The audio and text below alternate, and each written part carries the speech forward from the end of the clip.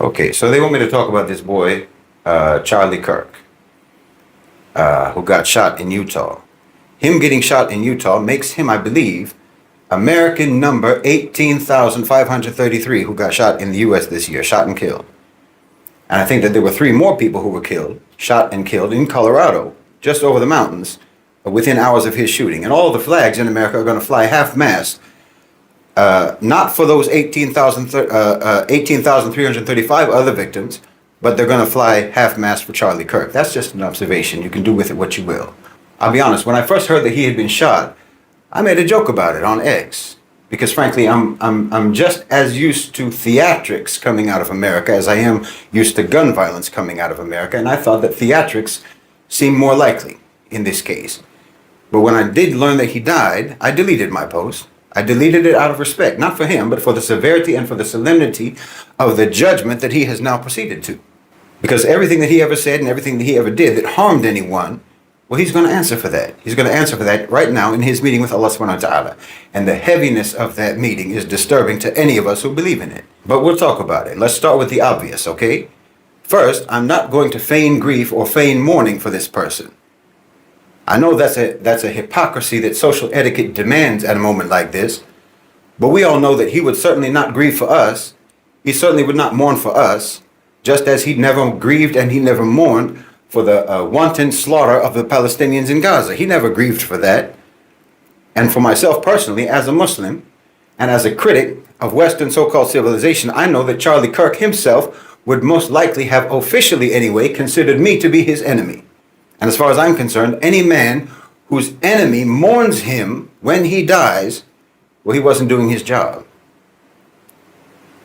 And I don't think it can be said about Charlie Kirk that he didn't do his job, which is to say that he never did anything and he never said anything in his public life that would make me mourn his passing, just as I hope that I will never say or do anything in my public life that would make my enemies grieve for my passing. They should be happy when I die. Enemies are disturbed by each other's presence, not by each other's absence. But let me also be crystal clear about this. It doesn't make me happy either. I neither mourn nor celebrate. Neither of those reactions is appropriate, in my opinion. Whoever pulled that trigger didn't do it for me and they didn't do it for you. I don't even see them as being on 2 different sides. They didn't silence Charlie Kirk. They amplified Charlie Kirk. The power structure never cared about that boy. They used him. And he's more useful to them now than he was the day before. He's more useful to them dead than he was alive. Listen, you don't defeat someone like this, someone like a Charlie Kirk, a tool like him, by letting that tool mold you into exactly what they want you to be. That killer didn't deliver justice. If you think they did, he didn't. He delivered to the power structure an even more enhanced weapon. He made a mediocre, but dangerous and polarizing figure, Charlie Kirk, into now an impeachable icon for the very fan base that he most likely despises. And he made criticism of Charlie Kirk's ideas. Now it's disrespect for the dead. This is not resistance. This is a gift. This is a gift to the very security state that he probably thought he was attacking. Now it's stupidity.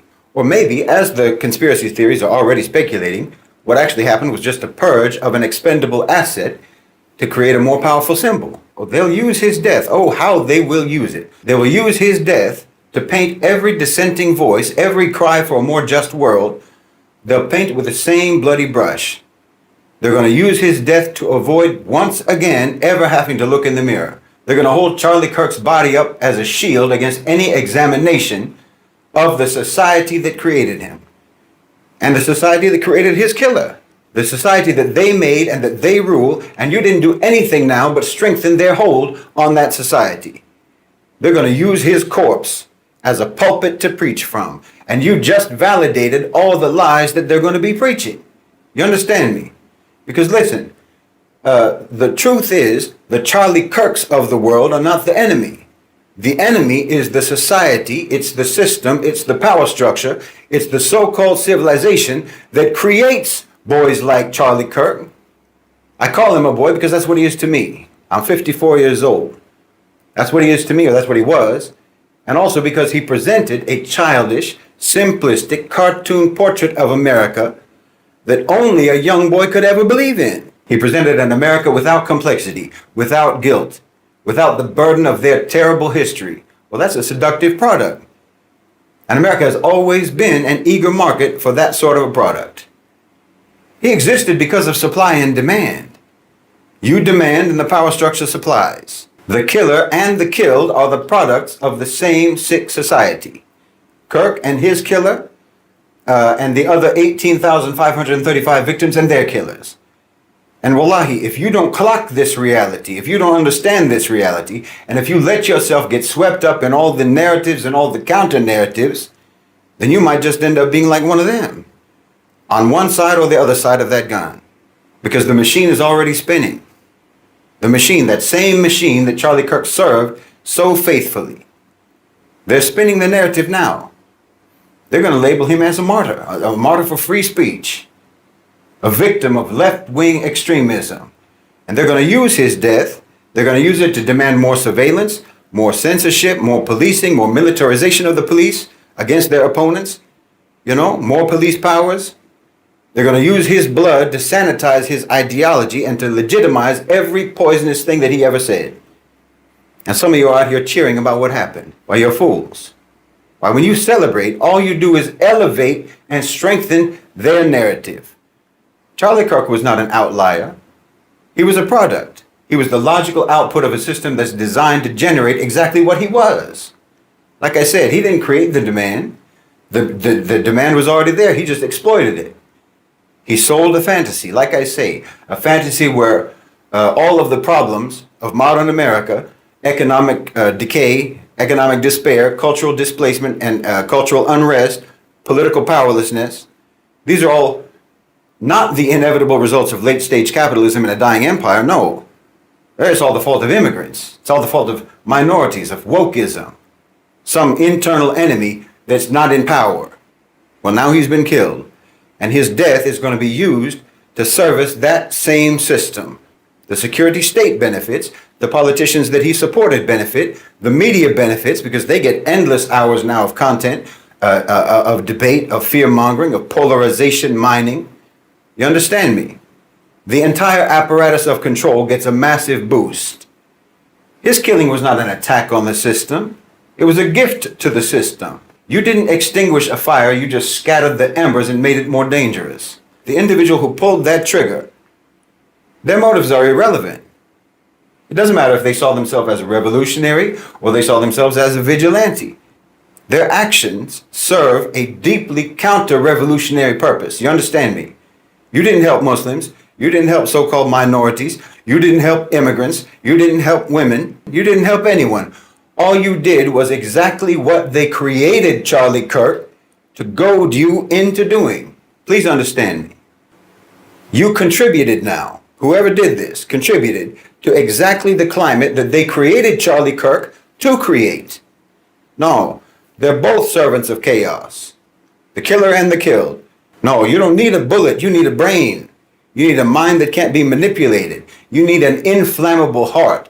A heart that can stay calm, cool, and collected when everything around you is in flames. That's what you need. And wallahi, you can't let the hatred of a people cause you to act unjustly, or to advocate or to endorse injustice, or to celebrate injustice.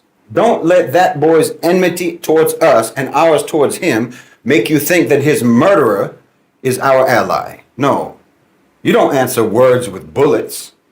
You know, back in the day, back in the time of the Sahaba, when the Muslims would fight against the kuffar, the kuffar, they would bring their drummers and they would bring their singing girls to egg them on. Nobody ever killed them. Well, that's what Charlie Kirk was. You don't win a war by targeting the singing girls and the drummers of your enemy. That's no strategy. I've said many, many times, you have to erect your partitions around your discourse, around your people, around what you let into your mind, or you're going to lose your focus and you're going to lose your purpose and you're going to get confused and you're going to make bad decisions. You're going to make wrong decisions, unjust decisions, immoral decisions, because you let yourself get provoked. No. For me personally, I didn't care about Charlie Kirk yesterday, the day before, and I don't care about him now. I don't mourn and I don't celebrate. That's strategic indifference. And I don't respect anyone who tries to tell me that I'm supposed to grieve. And I don't respect anyone who tells me that I'm supposed to be happy. What is he to me or me to him? He certainly isn't more important to me than the most likely hundreds of thousands of my brothers and sisters that you cut down in Gaza. You didn't mourn any of them, and I didn't tell you to, because I already know how you are. I already know that your performance of mourning over Charlie Kirk has nothing whatsoever to do with respect for human life. He was just a vessel for an ideology that you hold sacred. And it's an ideology that dehumanizes people. It's an ideology that disregards the sanctity of life. And we've seen that on full display for the last 2 years. So no, obviously not. I'm not the least bit interested in accommodating your weaponization of selective compassion and selective sympathy. Now, if you want to paint my indifference, if you want to spin my indifference as if it is approval of the crime that was committed, well, okay, I already know that you never do anything but lie anyway. And I know that you are from exactly the same manipulated, mutated, mutilated, and maladjusted population that created the demand that the power structure met by giving you Charlie Kirk, and that gave you his killer. Meaning you're just part of that mob in America, that same collective monster that's responsible for the American genocide of the indigenous people, that's responsible for genocides in Guatemala, genocides in Bangladesh, in Iraq, in Cambodia, in East Timor, in West Papua, and in Gaza. And you're the same collective monster that's responsible for every atrocity, every heinous crime that your country has ever committed. As far as I'm concerned, you poisoned Charlie Kirk's mind before he could even have a chance at a decent life, a moral life. And you poisoned the mind of the one who took the life that Charlie Kirk had. So spare me your counterfeit moralizing. No, you turned your country into a psychological and a spiritual torture chamber. And then your country turned the global South into a physical and an economic torture chamber. And now that system, that same system that you're serving, is turning inwards on you now. I told you that political violence, division, and terrorism, and civil unrest, and turmoil, I told you all this was going to be coming home. Why? Because that's your business model. That's your business model. And you're the only market left to vanquish. And the more you give yourself up to all these twisted, polarizing, hateful narratives, well, all you're doing is playing along with your own demolition. Welcome back.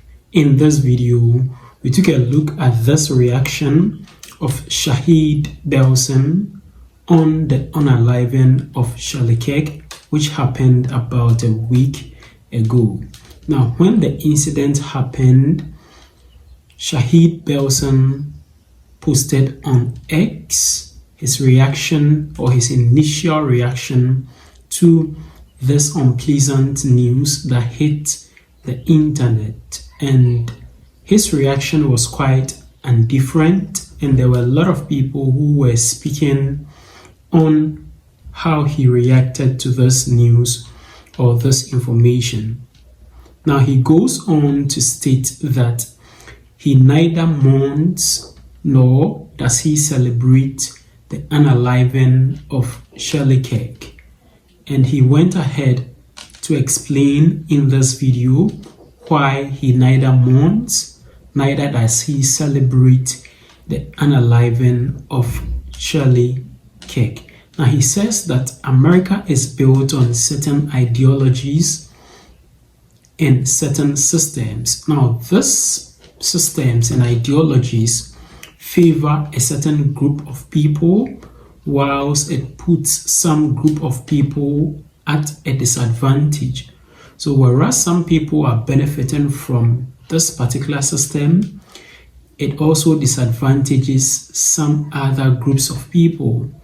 Now, when you look at patriarchy, for instance, sexism, racism, and some other sensitive ideologies in the United States of America, whereas some people benefit hugely from it, some people are also suffering because of these ideologies and systems that has been put in place. Now, let's take a look at racism, for instance. This is a system that has been put in place to limit a certain group of people when it comes to some things that they should also have as compared to other citizens in the United States of America. So he went on to state that Charlie Kirk had a voice out there, but what he was asking was that who was this voice benefiting and who was this voice against? Now, his ideologies, he was always speaking from the consecutive point of view. He had some ideologies that he was putting across, and he had a lot of people listen to him whilst he feed them with these ideologies. But one thing that you need to know is that these ideologies that he was putting out there did favor a certain caliber or group of people, whereas it put some other group of people in a disadvantaged position. So he went on to ask who were the people benefiting from these ideologies that he was putting out there. Now, there is one thing that I have come to realize in politics, and that is to say that at every point in time, some particular person or group of people are being used. And then it is said that if you look around you and you cannot identify who is being used in that particular situation, then you are the one being used. These are some of the things that you need to come to the realization if you are in the political space. And I believe something like that might have happened in the case of Charlie Kirk. So these are some of the reactions that Shahid Bolsen put out there as to why he feels indifferent. That is to say that he neither mourns, neither does he celebrate the unaliving of Charlie Kirk. Share your thoughts and your opinions about this also in the comment section below. Do you agree with Shahid Bolsen or otherwise? Let us know as well in the comment section below. And don't forget to share this video with your friends and your family on other social media platforms, including WhatsApp, Facebook, Instagram, X, TikTok, and other social media platforms. Also, don't forget to subscribe to the channel. Just click the subscribe button down here. Click on the subscribe button. Click as well on the notification bell. And I'd like to see you again in my next video.